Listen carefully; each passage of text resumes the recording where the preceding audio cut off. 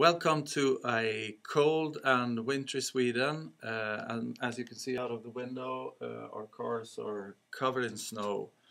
For today I have brought Bo-Göran Bernheim with me to ask him a little bit about his experience regarding competence management.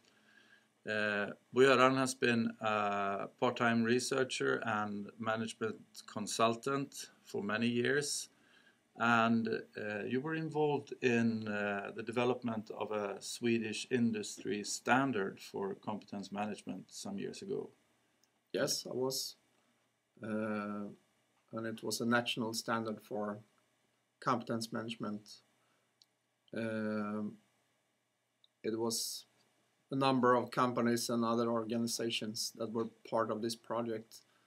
And we were working with a Swedish Institute of Standards to define this standard.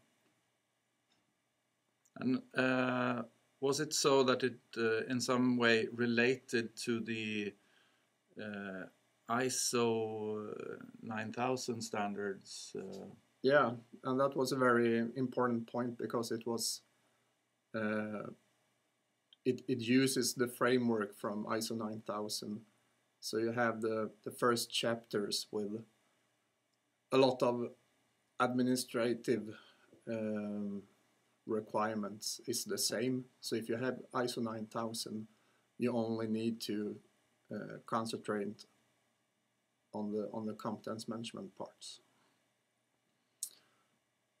Yes. Yeah, and what about the outcome? Because you worked for a couple of years with this together with small and large companies, manufacturing companies, more service-oriented, and both public and private actors as well. So it was quite a blend of different stakeholders in the project. Yeah, definitely. And I think that was a gain for the project since large organization could learn from small how to act quick and agile, and the small companies could learn how the large one was working in a controlled manners with processes and standards and instructions and so on. So I think it was very good for the project, and the result itself is a strategic process where you start with a vision and the strategies for the company, and then you go further on and try to define what kind of competence you need over time, and the perspective might be 5 years or even 10. The next step is to make an inventory of what competence we have in the organization, and the need and the result of the inventory results in a gap, and this gap is what we try to source. So how do we source the competence that we need over time? We can employ people, we can educate people, we could purchase another company and so on. So it's what I said from the beginning, it's really a strategic process. So it's really down to making decisions on how to close the gap between the competence you have and the competence you perceive that you want. Yeah. Yeah.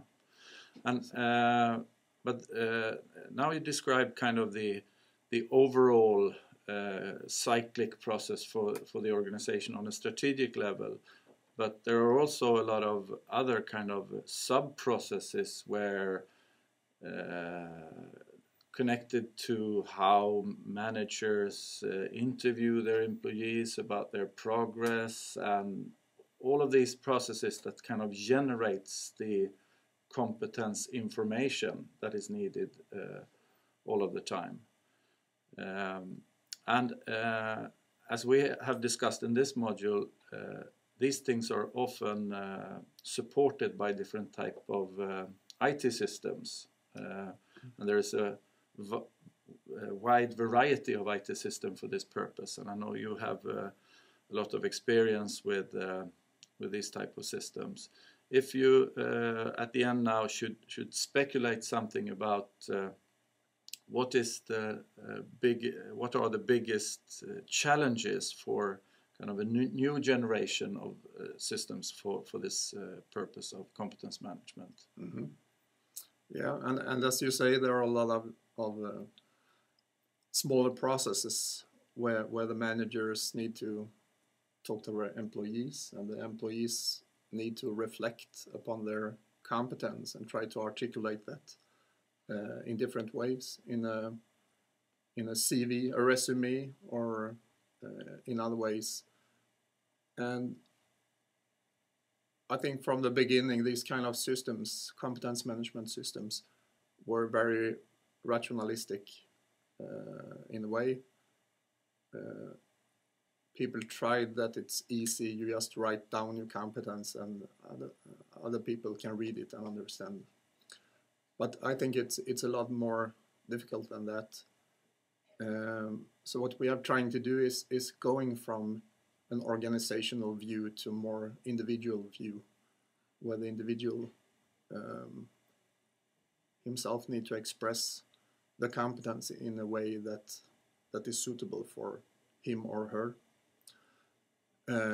Otherwise, the organizations defines a competence tree, for example, and they use a lot of wording that might be odd for the individual himself. And also, we need to reuse these kind of articulated skills or articulated competence. So I've been developing a CV system where you write small fragments of competence, and I can work with just some lines for maybe an hour, and of course I want to reuse that text, so it's possible to reuse all these articulated skills in different ways, in different CVs, for example. So you can tailor what you want to communicate to a potential employer or a potential consultant firm or anything. And besides what we most often define as competence, I think it's also important to define who am I really, not what do I do, but who am I. And that includes like what values do I stand for. And of course, early in your career, you're very happy to just get a job, but later on you might be more sensitive, so you can say, I don't stand up to work for military, for example, or other things. I want to express my values in what I want to do and what I don't want to do, and so on. So yeah. it's so what your view on competence is that it's not one-dimensionally only a record of what you have done. It's also to a large extent connected to the way you think around these experiences and your values and interests and and my view of the world. Yeah. So it's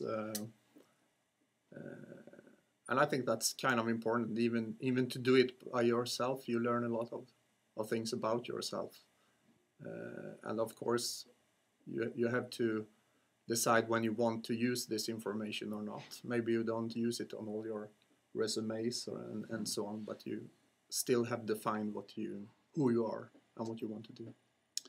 Thank you very much, Björn, and this certainly gave us something to think about regarding competence management and competence information. Thank you. Thank you.